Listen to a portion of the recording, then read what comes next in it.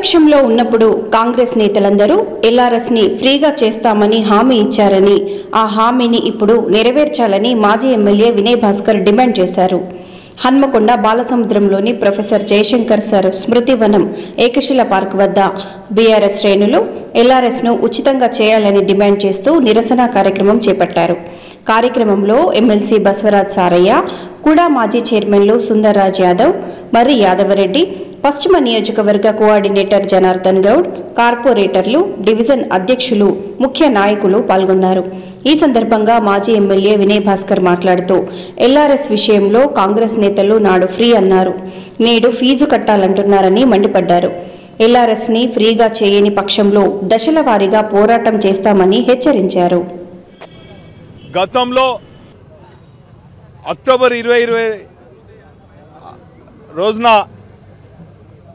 గత ప్రభుత్వం layout regularisation స్కీమ్ను అమలు చేయాలని చెప్పి నిర్ణయం తీసుకుంటే, ఆనాడు ప్రతిపక్షంలో ఉన్నటువంటి ప్రతిపక్ష నేతలు ఉత్తమ్ కుమార్ రెడ్డి అయితేనేమి, కోమటిరెడ్డి వెంకటరెడ్డి అయితేనేమి, బట్టి విక్రమార్కం అయితేనేమి, కాంగ్రెస్ ప్రభుత్వం అధికారంలోకి వస్తే ఎల్ఆర్ఎస్ను ఉచితంగా రెగ్యులరైజ్ చేస్తామని చెప్పి ఈరోజు మాట మార్చి 20,44,000 మంది ఎల్ఆర్ఎస్ కింద అప్లై చేసుకుంటే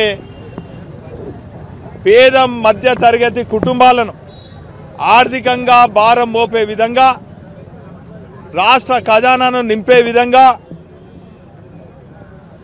20,000 కోట్ల ఆదాయం వచ్చే విధంగా పేద మధ్య తరగతి పైన భారం మోపే ఈ చర్యను బీఆర్ఎస్ పార్టీ వ్యవస్థాపక అధ్యక్షులు కేసీఆర్ గారు, వర్కింగ్ ప్రెసిడెంట్ కేటీ రామారావు గారు ఇరువురు కూడా ప్రజల పక్షాన మనం నిలబడాలని చెప్పి ఈరోజు తెలంగాణ రాష్ట్ర వ్యాప్తంగా అన్ని నియోజకవర్గ కేంద్రాలలో మరి ధర్నా కార్యక్రమం చేపట్టడం జరిగింది.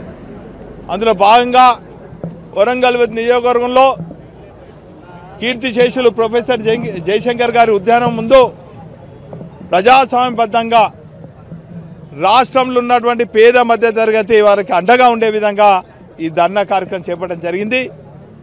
వెంటనే ఇది విరమించుకోవాలని చెప్పి ప్రజల పక్షాన్ని మేము డిమాండ్ చేస్తున్నాం. లేని ఎడల దశల వారీగా ఆందోళన కార్యక్రమం చేపడతాం. రేపు మా ముఖ్యులు కార్పొరేటర్లతోని, ముఖ్య నాయకులతోని కలెక్టర్లకు మరి వినతి పత్రం ఇస్తాం. అది కూడా స్పందించకుంటే ఖచ్చితంగా దశల వారీగా మా ఆందోళన చేపడతామని కూడా ఈ సందర్భంగా తెలియజేస్తాం.